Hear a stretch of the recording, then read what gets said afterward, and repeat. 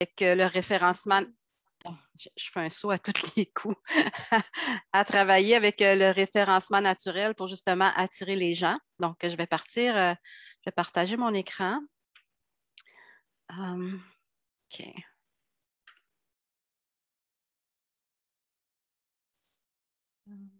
Je vais la mettre. Oups.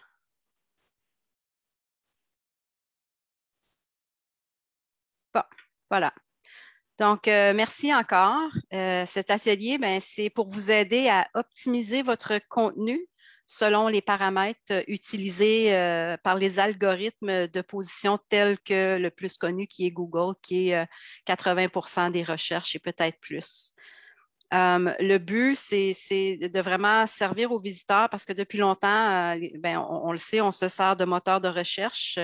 La compétition est énorme. Donc, nous, ce qu'on veut faire vraiment, là, c'est que vous soyez facilement répertoriable par vos clients potentiels. Désiré a parlé des questions, c'est correct. Je tiens à vous dire aussi qu'à la fin de l'atelier, je vais envoyer à Désiré un guide informatif qui va encore un peu plus en détail de ce qu'on va parler aujourd'hui, la présentation que je vous présente aujourd'hui, ainsi qu'un gabarit de rédaction web, justement pour vous aider à mieux organiser ce que vous voulez écrire selon ce que Google demande. Donc, votre site Internet, effectivement, c'est un outil de marketing très important. Il sert à attirer sur votre site Web des visiteurs intéressés soit par votre produit ou votre service, votre expérience. Ensuite, votre site Web sert à convertir ces visiteurs-là pour qu'ils se transforment en prospects. Donc, leur donner un peu plus le goût de continuer sur votre site. Ensuite, c'est d'engager vos prospects pour qu'ils deviennent des clients, c'est-à-dire qu'ils viennent régulièrement voir ce que ce que vous avez à offrir ou peut-être acheter votre produit. Et dernièrement, ben, ça aide à fidéliser votre clientèle. Donc, c'est un peu là, c'est comme le marketing. Ça fait la même chose sur le site Internet. Aujourd'hui, on va travailler sur le numéro 1, qui est attirer plus de trafic, surtout attirer les inconnus. C'est-à-dire les gens qui ne vous connaissent pas, mais qui cherchent votre produit. Parce que moi, je ne viens pas du Manitoba, donc je ne connais pas tous les produits ou les villes ou les noms d'entreprises. Donc, c'est bien important. C'est certain que ceux qui vous connaissent vont vous trouver facilement, mais quelqu'un qui ne vous connaît pas, puis il veut vivre une expérience que vous avez à leur offrir ou acheter un de vos produits, ben, on va travailler fort ensemble pour justement faciliter pour qu'ils puissent mieux vous trouver. Le référencement naturel, ben c'est ça. Il y a beaucoup de composantes. Ça prend beaucoup de gens pour faire un site Internet, quoique d'un fois, il y en a que c'est le me, myself and I, euh, qui est souvent la réalité de plus petites entreprises. Mais par contre, il y a certaines choses comme la programmation et le visuel, le design, tu sais, les URL et tout ça, c'est un peu plus technique. Ça va plus un peu vers les webmasters ou programmeurs. Il y a aussi, si vous avez un département de communication, qui peuvent vous aider avec ça.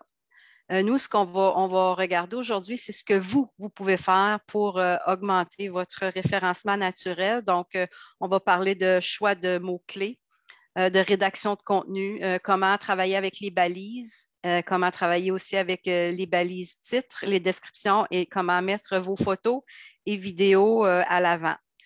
Le positionnement d'un site est considéré comme bon quand il est classé dans la première page de résultats, encore mieux dans l'une des 7 à 10 premières réponses naturelles, c'est-à-dire ce qui sort, mais qu'il n'y a pas le petit mot ad ou annonce à côté. C'est ce qu'on dit naturel.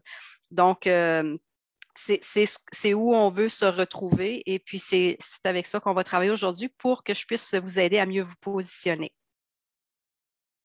Avant de rentrer un peu plus dans le détail, je voudrais que vous compreniez comment les robots, comment Google fonctionne. Donc, la mission des robots, vraiment, c'est de lister, classer tous les sites web pour ensuite les donner aux internautes qui les recherchent selon les recherches. Donc, premièrement, Google, ces robots scannent le web, donc ils s'en vont voir les nouvelles pages ou ceux qui ont déjà ajouté à leur page, donc ils se promènent, ils font ça. Un coup qui est allé tout mettre ça ensemble, il va les indexer donc par thème, par mots-clés, par URL. Donc, c'est un genre un gros bureau, une grosse filière. puis il va les analyser pour les déposer justement dans son index. Ensuite, ce qu'il fait, il note la pertinence, c'est-à-dire que s'il trouve une page sur la pêche, il veut s'assurer que le contenu va parler de pêche et non de vente de robes ou de chaussures. Parce qu'il y en a qui font ça encore ou qui mettent n'importe quelle publicité, puis ça a un impact. Donc, Google s'assure que tout est bien indexé. Puis eux, ils ont 200 paramètres qui se servent pour indexer vos pages. C'est certain qu'il y en a que c'est plus du technique, mais parmi ces paramètres-là, le contenu thématique, les bons mots-clés, la pertinence de la logique de votre page, c'est vraiment des choses qu'ils regardent pour justement mieux vous classer plus haut. Et finalement, ben, il affiche les résultats de recherche selon ce que l'internaute a cherché. Donc, c'est-à-dire que là, quand on va dans l'engin de recherche, on cherche un mot, là, c'est là que Google sort tout ce qui a rapport avec ce mot-là. On est rendu à 81 000 recherches par seconde sur Google. Donc, on est tous des habitués, on Google. On cherche, on Google, puis c'est un peu pour ça, quand je disais que les 7 à 10 premiers qui sortent d'une page, c'est là où on veut être parce que je ne connais pas grand monde qui vont voir la deuxième page, encore moins la troisième, quatrième, etc. Donc, on veut être là dans notre domaine, puis c'est pour ça que c'est important de se démarquer. Quelques petits chiffres intéressants pour vous. Le référencement naturel, c'est plus efficace que les clics, les pay-per-click, comme qu'on appelle, c'est-à-dire de payer pour apparaître sur des engins de recherche. Donc, c'est très efficace ce que l'on va faire. Les moteurs de recherche ramènent 300 plus de trafic que les réseaux sociaux. Ça, c'est-à-dire que si vous faites de la publicité sur Facebook, c'est bon. C'est bon pour ce que vous faites présentement pour l'annoncer aux gens. Par contre, les gens ne vont pas partir de Facebook d'une publicité pour se rendre sur votre site Internet. C'est deux façons complètement différentes. Donc, si on veut faire trouver son site Internet, le référencement naturel est vraiment la meilleure façon de le faire. Et puis aussi, comme je disais tantôt, l'algorithme de Google contient 200 facteurs d'optimisation. Donc, il y a 200 petits crochets, là, il va sur votre page, puis là, il y a 200 choses à cocher, là. Donc, plus il en trouve, plus haut il va vous classer. Aussi, ce qui est important de retenir, c'est que ça prend au moins 2 heures pour optimiser un article pour les moteurs de recherche. Donc, si jamais après aujourd'hui, vous dites, bon, ben moi, ma page principale, je veux vraiment l'optimiser, attendez-vous d'investir au moins 2 heures de votre temps pour que ce soit bien fait, pour que l'effort que vous allez mettre va être récompensé. Parce que Google, ce qui est bon avec eux, c'est qu'ils récompensent le travail fort. Quand on a commencé il y a plusieurs années avec les sites Internet, les gens construisaient des sites Internet, puis dans ce temps-là, tu avais vraiment où ce que tu pouvais mettre tes mots-clés. Donc, les gens mettaient plein de mots-clés populaires, mais qui n'étaient pas pertinents à leur site, mais juste pour avoir plus de gens qui les trouvent puis qui se ramassent sur leur site. Donc, les gens mettaient des mots comme Michael Jackson, gagner de l'argent, Madonna, tu sais. Puis là, tu arrivais, tu cliquais sur ça parce que tu cherchais Madonna. Puis là, tu arrivais sur un site qui vendait des souliers. Donc, c'était fausseux comme annonce. Ça tannissait la réputation de Google et aussi les gens qui avaient le site Internet de chaussures, ben là, disaient à des potentiels acheteurs de publicité, ouais, mais j'ai 20 000 hits sur mon site Internet, mais c'était pas vraiment des vrais hits. C'était vraiment de la fausse publicité. Donc, quand Google s'est rendu compte de ça, c'est là qu'il a décidé de mettre en place des réglementations à suivre. Donc, si on les suit, ils nous récompensent. Si on ne les suit pas et on essaye de prendre des raccourcis, ben, ils vont nous punir. Ils peuvent baisser votre listing de 100 positions sur les pages de recherche. Donc, il faut vraiment travailler fort pour s'assurer qu'ils sont vraiment là pour vous, pour les commerçants, pour les entreprises qui veulent vraiment bien faire leur site Internet. Le référencement naturel ou organique, c'est toutes les techniques de mise en œuvre naturellement. Donc, tout ce qu'on fait qu'on n'a pas à payer pour le faire. Donc, je vous ai mis un exemple ici de quand on va faire une recherche, quand on voit un référencement naturel versus un référencement payant. Donc, c'est facile. Le référencement naturel n'a pas le petit mot annonce à côté. C'est aussi simple que ça, ou si votre furteur est anglophone, ben c'est ad. Mais cela dit, 80 des internautes ne vont pas cliquer sur les recherches payantes, donc ne vont pas cliquer où ça dit annonce. parce qu'on n'aime pas le spam, on n'aime pas, on veut pas se faire vendre quelque chose. Donc, les gens vont vraiment se rendre au référencement naturel. Ils vont cliquer le premier qu'ils voient, qui les intéresse, qui n'a pas le mot annonce. Donc, c'est un peu la différence entre les deux. Moi, personnellement aussi, je ne vais pas cliquer annonce sur tous les sites, sauf comme un site comme VRL, c'est certain que si c'est annonce, sa réputation est faite, je me dis, il y a peut-être un concours. Donc, mais à part de ça, là, les gens vont vraiment ignorer les recherches payantes puis ils vont cliquer sur les recherches qui ont été faites naturelles. Pourquoi le référencement naturel? Ben, il y a beaucoup d'avantages. Ça génère du trafic régulier. C'est gratuit, puis c'est à long terme. Puis, ça vous permet de travailler votre image de marque. Donc, plus souvent, vous allez sur votre site Internet, changez vos photos, changez vos textes, peut-être indiquer quand vous avez des spéciaux à offrir. Plus souvent vous y allez, bien mieux vous soignez votre image de marque. Donc, ça veut dire que pour les gens, vous avez à cœur votre commerce, votre produit, votre expérience, peu importe. Donc, ce sont de bons avantages. Les inconvénients, comme je disais tantôt, ça demande beaucoup plus de temps parce que oui, c'est un travail à faire, à trouver les bons mots-clés, à tout faire ça, c'est un travail, mais c'est un travail payant parce que un coup que ça c'est fait, vous pouvez vous servir de ça pour vos campagnes marketing sur papier. Pas besoin d'être sur le web, puisque vous allez avoir identifié des mots-clés qui frappent, des phrases qui frappent. Vous allez avoir identifié votre clientèle cible. Donc, vous allez pouvoir vous en servir pour tout ce qui est marketing de votre commerce, non pas juste pour votre site Internet. Un inconvénient aussi, c'est le positionnement est plus lent. Donc, si vous améliorez votre site Internet aujourd'hui, ben, vous allez peut-être pas voir les résultats avant 6 mois. Parce que, à moins que vous étiez du genre à aller régulièrement sur votre site Internet, faire des changements, plus souvent vous allez sur votre site faire des changements, plus souvent Google revient voir et réévalue votre positionnement. Donc, c'est certain que si ça fait 2 ans que vous n'êtes pas allé puis vous faites des changements demain, Google ne sera pas à vos portes dans la prochaine semaine parce que lui, dans son système de classement, il se dit, ben eux, ils ne font pas ça souvent, donc je n'ai pas besoin d'aller souvent voir ce qui se passe. Donc, il faut être patient, mais je tiens à vous dire que quand vous allez être positionné et bien positionné, c'est à long terme. Le référencement payant, ben, c'est certain qu'il y a des avantages. Tu as un trafic instantané et assuré. Tu arrives en première page tout de suite. Tu peux avoir des suivis détaillés. Donc, Google peut te donner un suivi du nombre de clics, du nombre de hits que tu as eu, d'où ça vient, etc. Les inconvénients, ben, c'est que ça coûte beaucoup d'argent. Tes résultats ne sont pas assurés parce que, comme on disait tantôt, c'est pas parce que c'est payant que les gens vont cliquer dessus. Ils vont vous voir, mais ils vont peut-être pas nécessairement aller cliquer dessus. C'est à court terme, c'est-à-dire que dès que vous arrêtez de payer pour du référencement, ben, vous retournez en arrière de la ligne. Vous restez pas sur la première page.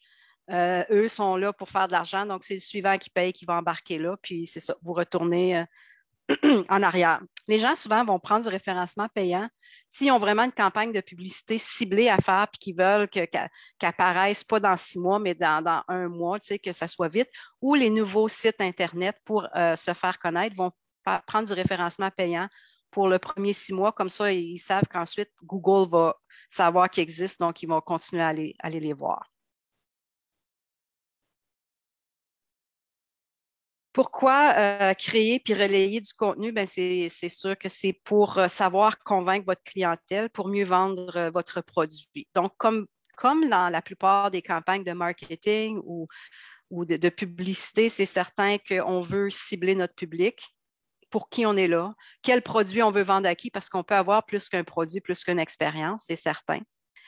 Euh, Ici, on va aussi apprendre à utiliser les balises titres puis les balises d'entête, bien exploiter les métabalises. On va travailler aussi sur l'optimisation des images et l'optimisation des vidéos, excusez-moi, ainsi que l'expérience utilisateur qui est très important aussi. Donc, c'est un peu ces éléments-là on va visiter aujourd'hui. Premièrement, connaître votre cible et vos objectifs, c'est super important parce que, comme je disais tantôt, si vous avez plus d'un produit ou si vous avez un produit que vous pouvez marketer de façon différente, dépendant la démographie ou les gens à qui vous voulez joindre, mais ça va changer un peu les mots-clés que vous allez employer, le ton de voix, etc. Donc, il y a un outil qui est gratuit. L'URL va être dans le document que je vais vous envoyer par la suite aussi. C'est le quotient explorateur, c'est sur le site Internet de Destination Canada. Donc, eux ont fait des études, ils ont trouvé les motivations, les habitudes de voyage ou de consommation de différents portraits démographiques. Donc, l'exemple que j'ai là, puis je pense qu'il y a même 2 pages, qu'il y a d'autres exemples aussi pour cette même démographie-là, c'est-à-dire celui-là, c'est l'explorateur en toute douceur, qui est comme 25 du marché canadien. Donc, on voit c'est qui, on connaît leur scolarité, leur emploi, leur revenu de ménage, fait qu'on peut avoir une idée du budget. Puis, qu'est-ce qui est intéressant, là, c'est surtout de nos jours, pour aller chercher l'attention des gens, bien là, on a leur valeur sociale, puis leur valeur touristique. Donc, on va savoir exactement grâce à ça, quoi écrire pour qu'ils remarquent ce qu'on a écrit parce que ça va aller chercher leur valeur. Donc, ça nous donne, cet outil-là vous donne la chance un peu d'espionner votre public, puis d'exactement écrire ce que eux veulent voir ou entendre. Donc, vraiment un outil formidable. Moi, je m'en sers régulièrement, puis je le trouve très, très convivial. Puis encore là, c'est gratuit, donc il faut en profiter. Ensuite, on connaît notre marché cible. On veut identifier les mots-clés pour les insérer dans nos descriptions de produits, dans nos textes. Donc, un mot-clé, dans le fond, c'est soit une expression ou un besoin de client. Donc, ça peut être pour quelqu'un qui vend des chaussures, ben chaussures, c'est un mot-clé, bottes, c'est un mot-clé, bottes pour femmes, c'est un autre mot-clé. Donc, tu sais, il peut y en avoir plusieurs mots-clés en autant que ce soit pertinent. Donc, c'est un peu ça qu'on va essayer de chercher. Donc, là, vous avez votre produit, vous avez la cible que vous voulez, vous connaissez votre clientèle, mais là, vous allez chercher les mots-clés pour aller chercher cette clientèle-là. Donc, il y a plusieurs différentes sortes de mots-clés. On va en travailler 3 ici parce que c'est pas mal les 3 plus importants. Donc, il y a le mot générique qui est juste un mot. Qui, avant, quand Google a commencé, on cherchait juste avec un mot. Tu sais, c'est rare qu'on faisait des phrases, puis c'était pas trop compliqué. On connaissait pas trop Google, puis là, ben, si on voulait aller en voyage, on faisait voyage. Ou, tu sais, c'est un peu ça. Donc, ce mot-clé-là générique est très important aussi parce que vous pouvez vous en servir quand vous allez nommer vos photos. Tu sais, faut le garder quand même. Ensuite, on a la moyenne traîne, qui est une expression de 2 ou 3 mots qui va aller un petit peu plus loin. Donc, ici, voyage au Canada. Donc, si vous voulez interpeller les visiteurs qui veulent venir en voyage au Canada, ben, vous pouvez mettre ça dans vos mots-clés si votre produit offre une expérience pour quelqu'un qui vient en voyage au Canada. Et ensuite, la longue traîne qui est très, très intéressante parce qu'elle, c'est vraiment une expression précise. Vous vous souvenez, on est allé voir tantôt le profil. Ben là, on peut aller chercher des expressions plus précises qui vont aller chercher leur valeur. Parce que si ça fait partie de leur système de valeur quand ils voyagent, c'est pas mal certain que quand ils vont faire un Google, ils vont rechercher leur valeur. En tout cas, moi, personnellement, je le fais. Donc, la longue traîne, ici, l'exemple avec le même mot, voyage, ben ici, on a voyage en famille en Alberta, au Canada, ou au Manitoba, au Canada. Donc, c'est beaucoup plus ciblé. Si vous êtes une entreprise qui cherchez des visiteurs qui voyagent en famille et vous êtes au Manitoba, au Canada, ben là, ceux qui vont avoir fait un Google pour ça vont avoir plus de chances de vous trouver. Parce que si je repars au premier voyage, il y a peut-être 100 000 personnes qui vont écrire voyage dans Google. Alors, la chance qu'ils vous trouvent, ces 100 000-là, avec juste le mot voyage, bien, vous n'êtes pas le seul qui a mis le mot voyage dans vos mots-clés. Ensuite, si on va voyage au Canada, bien là, sur les 100 000 qui ont fait un Google pour voyage, bien, il y en a peut-être juste 20 000 qui veulent voyager au Canada. Les autres, ils n'ont juste pas spécifié où. Donc là, ça vient un petit peu, être plus proche de ce que vous offrez. Par contre, si le Google est voyage en famille en Alberta au Canada, il y a peut-être juste 10 personnes qui veulent faire ça cette année ou à ce moment-là, bien là, votre chance de ressortir de bien paraître avec 10 personnes est beaucoup plus facile parce que si vous avez ça comme mot-clé, mais vous allez sortir dans les premiers parce que c'est pas mal exactement ce qu'ils cherchent. Et là, je ne sais pas si vous comprenez bien, mais c'est un peu de se mettre dans la tête du voyageur, puis dire, bon, ben moi, si je vais aller en voyage au Manitoba, qu'est-ce que je vais googler, là? Qu'est-ce que je vais googler? Je ne connais pas le Manitoba, j'ai le goût d'aller sur les plages. Qu'est-ce que je fais? C'est un peu ça. Puis là, ça vous aide à trouver et des mots-clés et des phrases et des longues traînes pour insérer dans votre texte. Il y a des outils qui sont formidables pour vous aider. Il y a le Google Keyword Planner, Keyword Tool, Google Trends. Il y en a beaucoup. Moi, mon préféré, c'est le simple Google, voyons, le google.ca ou le google.com. Donc, tu vas sur google.ca ou google.com, puis tu commences à écrire soit ton mot-clé ou une phrase, et puis c'est Google qui continue de le remplir. Puis ça, ce qui est le fun avec ça, c'est que Google ne fait pas juste mettre n'importe quoi. Lui, il remplit selon la majorité des gens qui ont fait des Google, fait que lui, il finit ce que les gens ont continué de faire. Donc, ça nous donne une idée en ce moment qu'est-ce qui est populaire. Moi, j'ai fait ça au mois de juin. Puis là, j'ai commencé à rentrer voyage au Canada, mais je n'ai pas fini mon Canada et Google m'a sorti tout ça. Ça fait que moi, ça me donnait une idée qu'au mois de juin, ceux qui voulaient venir faire un voyage au Canada cherchaient la COVID, c'est certain. Quarantaine, est-ce qu'ils peuvent venir en avion? Les restrictions, l'été 2021. Tu sais, donc, ça pouvait me donner une idée de dire, OK, ben, je vais pouvoir mettre ça dans mes mots-clés. Tu sais, de dire, tu sais, d'aller chercher ça. Fait que pour toutes les recherches que vous faites, vous allez voir, Google le continue. Puis comme je dis, il se fie à ce que la majorité des gens recherchent. Donc, non seulement il tabule ce que vous mettez comme mot-clé, mais aussi les robots sont occupés à mettre dans des tableaux ce que les gens recherchent. Donc ça, c'est un aide incroyable et gratuit. Je stresse vraiment le mot gratuit, mais c'est vraiment d'un aide, surtout si vous avez des campagnes saisonnières à faire, ou tu sais, là, fait que c'est vraiment là, qu'est-ce qui se passe maintenant. Un autre outil qui est à ne pas négliger, c'est vraiment, c'est un outil québécois, mais super, j'ai mis l'URL aussi dans le dossier, c'est le champ lexical. Donc, ça veut dire que si vous rédigez un texte, vous avez des terrains de camping, mais vous ne voulez pas juste mettre camping, camping, camping, camping, mais là, ça vous donne un champ lexical d'autres mots qui se rapportent au camping. Donc, quand on veut rédiger pour le web puis avoir nos mots-clés, c'est vraiment, vraiment plaisant à avoir parce que on peut aller chercher des mots sans saturer notre site web des mêmes mots-clés parce qu'encore là, si tu as toujours les mêmes mots-clés, qu'il n'y a pas de pertinence, bien, Google va pénaliser pour ça. Donc, ça donne d'autres idées. Un bon ratio de mots-clés à incorporer, c'est que 1% des mots. Donc, si vous rédigez une page web de 1000 mots, à peu près 10 mots-clés, pas juste placés comme ça, là, mais placés de façon naturelle dans votre contenu, ça passe très bien avec Google. Il aime voir à peu près ça. L'expérience utilisateur, comme on disait, j'ai sauté, oups, je pense que j'ai. Et voilà.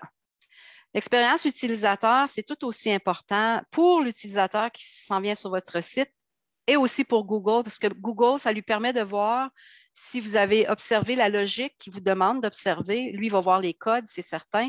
Et puis, l'internaute, lui, va voir un beau site bien aéré, facile à lire, puis entraînant. Donc, ça, c'est bien important parce que c'est un peu comme quand on lit un journal. C'est plaisant quand que c'est un article qui est bien aéré. On ne veut pas une page pleine, pas de virgule, pas d'espace, ça devient lourd. Donc, c'est un peu la même chose pour votre expérience utilisateur. Et puis, Google aussi vous donne des points si votre site Internet offre une belle expérience utilisateur. Ce qui est important de faire, c'est d'avoir une structure logique avec votre titre, vos sous-paragraphes, vos paragraphes. Vous voulez aussi développer un contenu intelligible, intéressant, puis vous voulez donner de l'information concrète. Ce que je suggère de faire souvent, c'est que d'avoir au moins 1000 mots, pas sur toutes vos pages, mais sur la page de votre site web dont vous voulez que l'attention soit. Parce que ce n'est pas nécessaire d'avoir 1000 mots sur chaque page, mais au moins sur celle-là là, que vous voulez vraiment qu'il y ait un impact. Et puis, avec les 1000 mots, ben, ce que je vous suggère de faire, c'est de peut-être le premier paragraphe de 2 ou 3 phrases.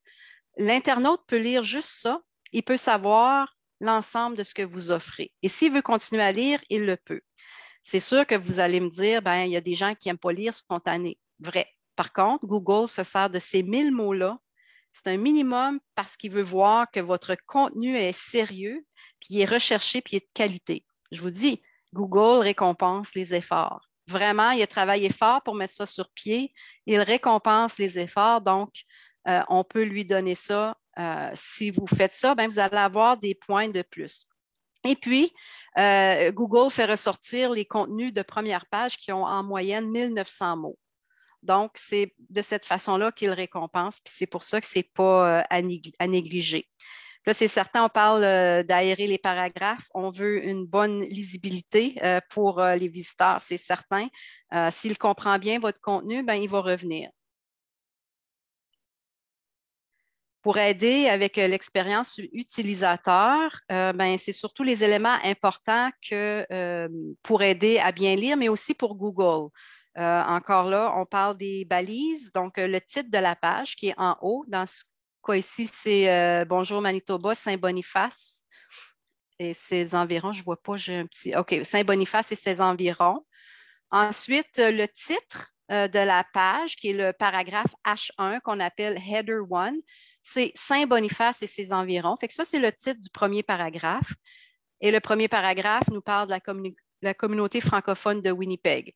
Donc, ce que Google veut voir, parce que lui, quand il va regarder ça, il va lire titre H1, paragraphe 1. Il va lire ça. Donc, lui, ce qu'il veut voir, c'est que ce soit pertinent. Il veut voir vos mots-clés à ces trois endroits-là. Et c'est ce qu'on fait, Bonjour Manitoba, Saint-Boniface et ses environs. Donc, il a mis son mot-clé Saint-Boniface, c'est certain. Il s'en sert de nouveau à son sous-titre H1, Saint-Boniface et ses environs, et aussi dans la première phrase de son premier paragraphe. C'est exactement ce qu'il faut faire parce que ça permet à Google de scanner puis de dire OK, mais encore là, il faut que ça soit mis en contexte. Vous ne voulez pas juste écrire Saint-Boniface avec rien d'autre parce que Google comprend aussi la logique d'un texte.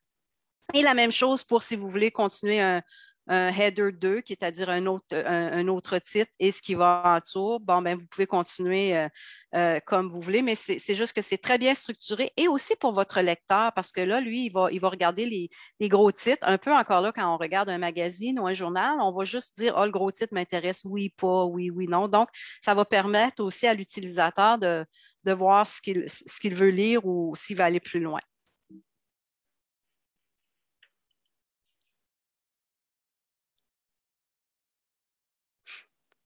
Les métabalises, ça c'est super important, puis c'est souvent très négligé. Si vous faites votre site Internet vous-même, que vous le travaillez, je pense que souvent, ça va être dans votre, ce qu'on appelle un WYSIWYG, le WordPress, vous pouvez aller l'écrire. Souvent, les gens ne le font pas. Qu'est-ce qui arrive quand vous n'écrivez pas votre métabalise, votre titre et votre description méta? Ben, c'est Google qui s'en charge puis il va mettre n'importe quoi. Il peut prendre le titre de votre page puis il peut même mettre votre adresse. Il va prendre n'importe quoi qui n'est pas pertinent.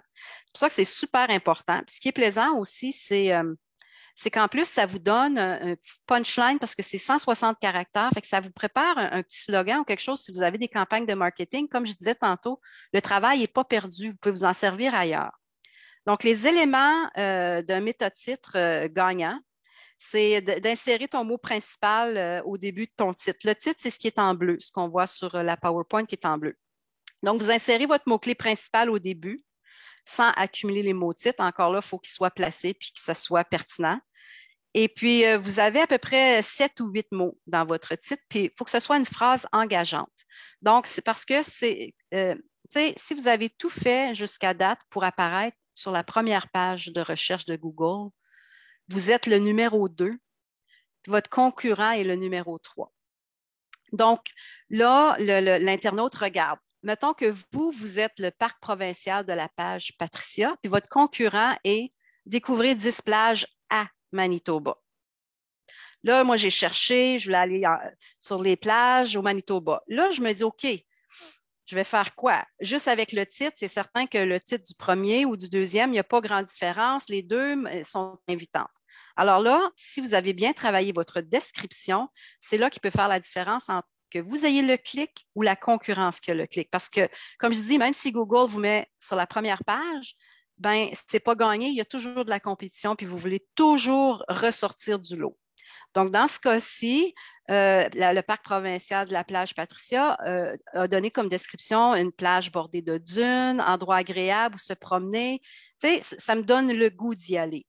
Puis dans ces petits textes de description-là aussi, vous pouvez mettre des call to action si vous en avez. Visitez-nous, passez maintenant. Tu sais, vous pouvez faire ça, c'est complètement permis. Tandis que l'autre plage, ben, la description, moi, je pense qu'ils n'ont juste pas mis de description. Et puis Google, il a dit, bon, ben, tiens, je vais juste nommer les plages. Donc, moi, si je suis un visiteur, je ne connais pas le Manitoba, c'est certain que je vais cliquer sur le premier parce que le texte m'interpelle, tandis que l'autre, Gimli Beach, je ne sais pas c'est quoi, tu sais, comme ça ne me dit pas grand-chose, ça me donne des noms de plages. C'est pour ça que c'est vraiment important et ne pas négliger les métabalises. Puis si vous utilisez Twitter, ben, ça vous donne des tweets parce que justement, c'est à peu près 160 caractères.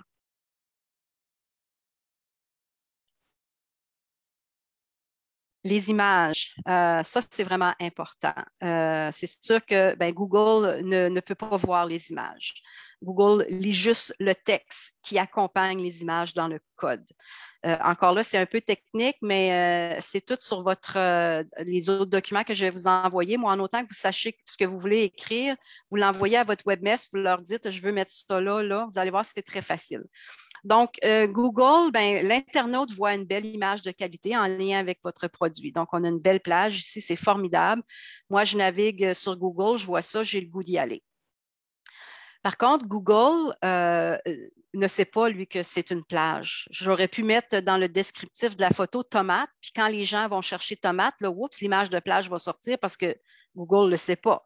Donc, c'est important de bien nommer nos photos, de bien dire c'est quoi pour bien aligner Google, pour qu'il puisse vous faire sortir, pour qu'il puisse sortir vos images en première place. Parce que là, maintenant, là, 23% des gens recherchent Google, mais c'est juste les images. Donc, ils vont mettre plage au Manitoba, mais ils vont choisir images. Fait que là, eux autres, ils vont y aller avec les plus belles images qu'ils trouvent. Puis là, ils vont dire, oh, je vais peut-être aller voir ça. Fait que si Google, si vous n'avez pas mis le nom, le titre de votre image, ben Google ne sait pas que c'est une plage, donc vous n'allez pas ressortir. C'est aussi simple que ça. Comment le faire? Ben voilà, c'est bien important. Il y a trois choses de super important pour aider Google avec le référencement d'images. Le nom de votre fichier.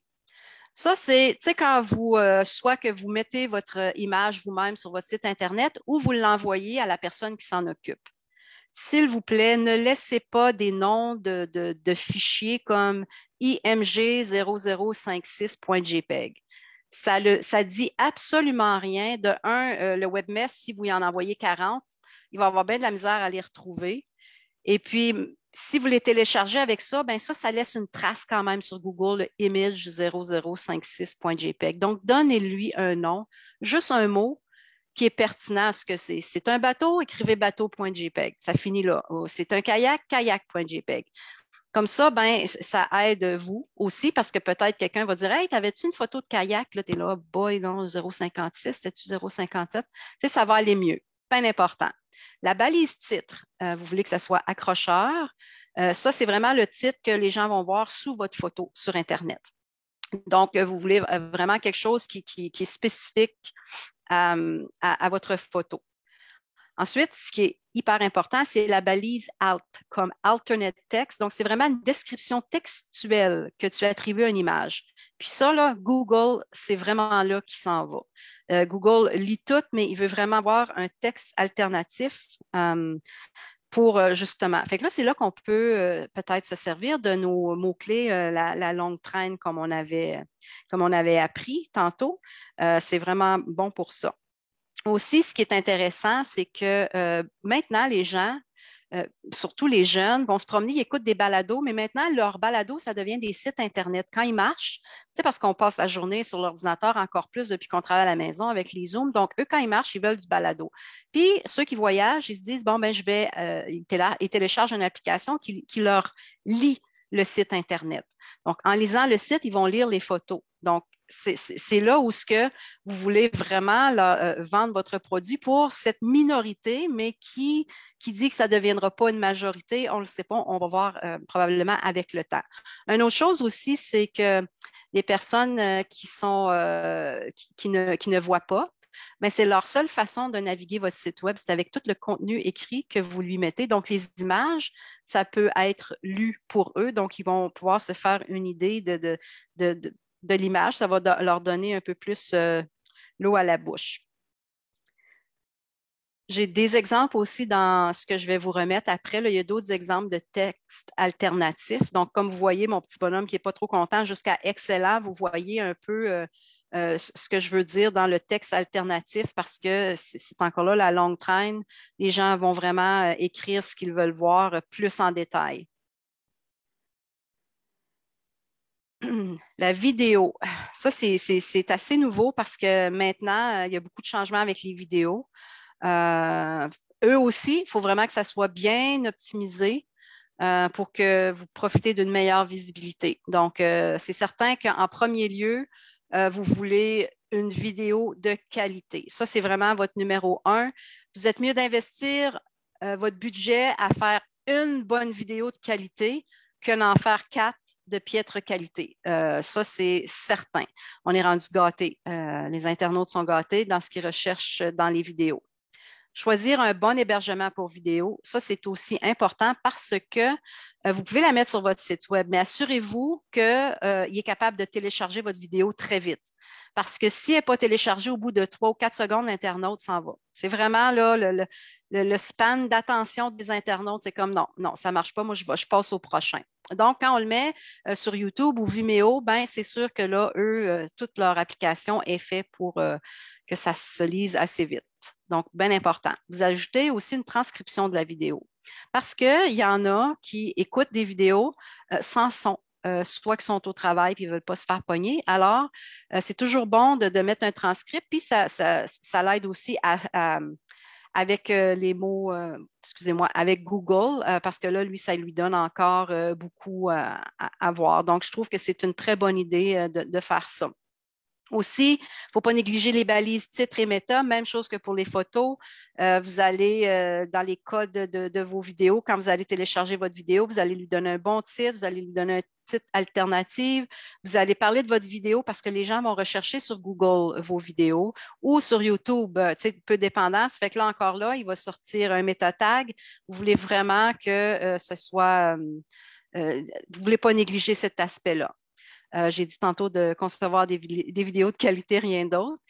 Concevoir des miniatures engageantes. Encore là, c'est super important parce que si vous ne mettez pas de miniature sur votre, vous donnez pas, vous assignez pas une photo à votre vidéo qui va être ce que l'internaute va voir, ben là, Google ou YouTube va le faire, puis ça sera peut-être pas, ça va peut-être être le crédit. Je m'explique. Si il y a des gens qui Google les plages au Manitoba, et puis que votre photo, là, il sort, je ne sais pas, moi, 10 vidéos YouTube. Fait que là, encore là, il est là et vous voit, vous êtes là parmi ces 10-là. Mais là, ils vont cliquer sur la plus belle image parce qu'on est comme ça. On se dit belle image, bonne qualité, bon produit. C'est vraiment, tu sais, c'est pas d'hier, mais encore plus là. Donc, c'est important de mettre une miniature qui est engageante, mais aussi qui est pertinente avec votre produit. Il faut vraiment que ça soit en lien parce que Google va vérifier tout ça. Puis aussi, ce qui est important, c'est d'optimiser vos contenus vidéo pour les mobiles, parce que là, maintenant, il y a beaucoup de gens, on regarde ça sur nos téléphones. Puis encore de nos jours, je vois des gens qui ont des sites web ou des vidéos qui ne sont pas optimisées pour les téléphones intelligents ou les tablettes. Donc, on voit juste un morceau de la vidéo et puis c'est de l'argent perdu. Donc, c'est juste de bien vous assurer que ça, c'est fait. Donc, en gros, ben, c'est ça. Un site qui est mal référencé, c'est comme une boutique qui n'aurait pas de vitrine. Tu sais, vous imaginez, vous avez le plus beau magasin avec les produits phénoménaux, le décor, c'est enchanteur, mais il n'y a pas de fenêtre, puis il n'y a pas d'enseigne. Donc, personne ne vous voit. Fait que c'est un peu comme ça, moi, quand que je dis qu'un site est mal référencé, parce que vous avez un beau produit à offrir, vous avez des belles photos à partager, des expériences à faire vivre, mais les gens ne vous trouvent pas. Et puis, c'est un peu ça, tu sais, je fais peut-être un à côté un peu osé, mais tu sais, c'est un peu ça quand Netflix a commencé. Tu sais, avant, on avait notre guide, puis on se faisait dire, c'est ça que tu écoutes à la télé à 8 heures ce soir. Comme avant, en tourisme, tu te faisais vendre un forfait, puis tu vas là, là, là, puis là. Maintenant, c'est plus ça, là. Maintenant, c'est c'est ton consommateur qui décide de ce qu'il veut aller voir, un peu comme Netflix. Non, moi, je ne veux pas écouter ça à 8 heures. Moi, je vais écouter ça quand je veux, comme je veux, où je veux. Donc, c'est à peu près la même chose pour votre site Internet parce que les habitudes sont comme ça. Donc, vous voulez vraiment là, vous faire trouver. Donc, identifier des bons mots-clés, je ne veux pas faire de jeu de mots, mais c'est la clé, c'est d'avoir des bons mots-clés. Structurer vos pages pour les robots Google. Vous voulez vraiment que Google vous répertorie pour qu'il puisse ensuite vous aider à vous faire découvrir. Donc, si vous respectez tout ça, votre temps, mais le retour sur votre investissement va être formidable. Voilà, c'est pas mal ça. Je ne sais pas si vous avez des questions. J'ai l'impression que je suis allée vite.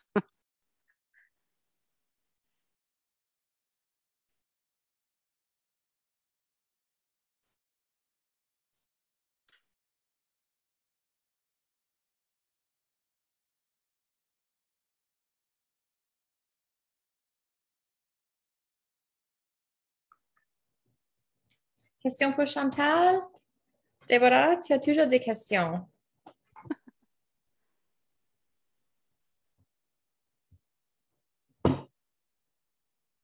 Non.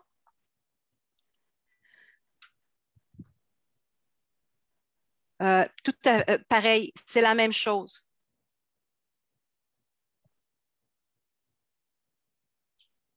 Les méta sont aussi importants pour Google, mais aussi les méta sont plus importants pour l'internaute qui vous trouve parce que là, c'est ça qui va faire la différence entre je clique ou je ne clique pas.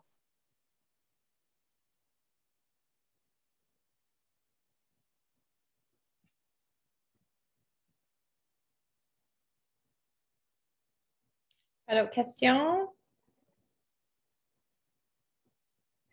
Si vous avez des questions après, vous pouvez juste m'envoyer un courriel et je peux passer vers Chantal pour qu'elle réponde. Mais Oui. euh, J'allais juste dire, si jamais aussi que vous retravaillez votre site, puis vous avez un pépin ou quelque chose, n'hésitez pas demandez à Désiré mes coordonnées, ça va me faire plaisir de vous aider, là. Parce que là, je vous ai tout garoché ça comme ça, là, fait que le temps que vous le décantiez, puis ensuite, quand on arrive, puis on le fait, mais le gabarit que je vous ai fait pour écrire, vous allez voir, c'est tout bien identifié, balise 1, paragraphe 1, titre.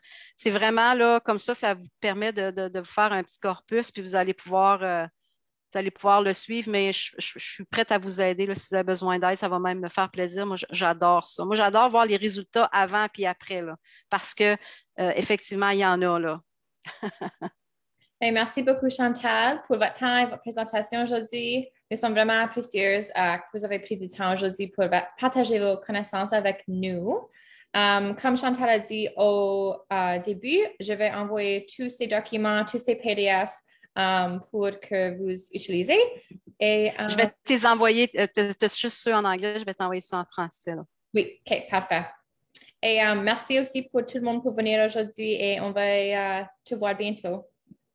Merci beaucoup. Bonne journée.